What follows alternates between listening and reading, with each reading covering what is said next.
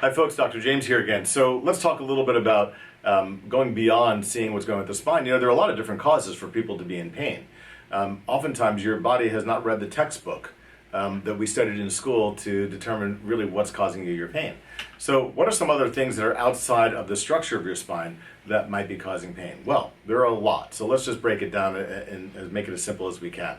So first of all, if you have any kind of inflammatory disorder going on inside your body, that's going to cause problems for you. So what's an inflammatory disorder? It means that basically your body is producing inflammation, or you're activating it by eating potentially certain foods or toxins, and it's causing an immunological response, and that immunological response therefore has a neurological and a metabolic consequence. So if you've ever eaten something wrong and woken up with sausage fingers perhaps, that's an immunological problem. That's an inflammatory response. If you've eaten something and you just feel spaced out and you get brain fog, well, that's, an immunological response. In fact, if you eat something and you get fatigued and tired, that's actually a metabolic response. That's poor glucose handling.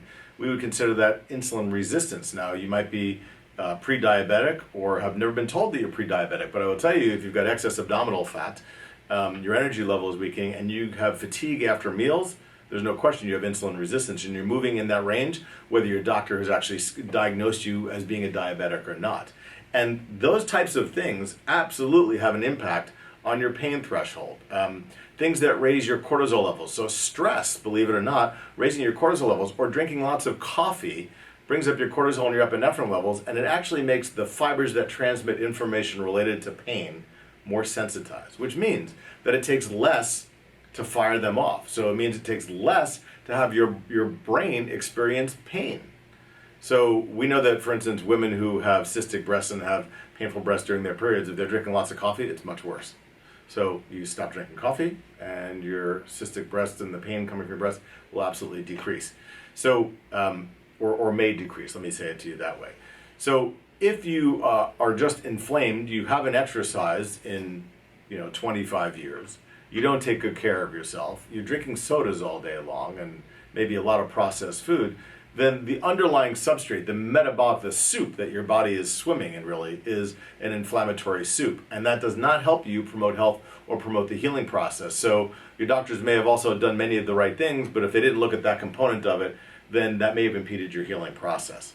What I want you to know is that all nerves in your body, whether they live in your big toe or that nerve lives in your brain, they really require three things to survive.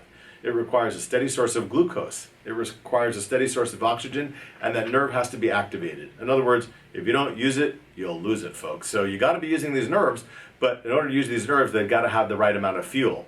Inflammatory conditions can absolutely interfere with the right amount of fuel being delivered to those nerves and nourishing them.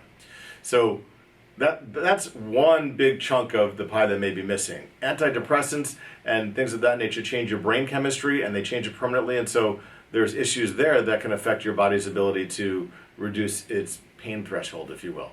So there's another tip for you. There's things that we got to do and look at, not just looking at you structurally, but we sometimes need to look at you metabolically if all things have been done to you correctly and your body's not responding. And the next time we sit together and talk, I want to talk to you a little bit about the idea of plasticity. All right, until then, folks, have a great day.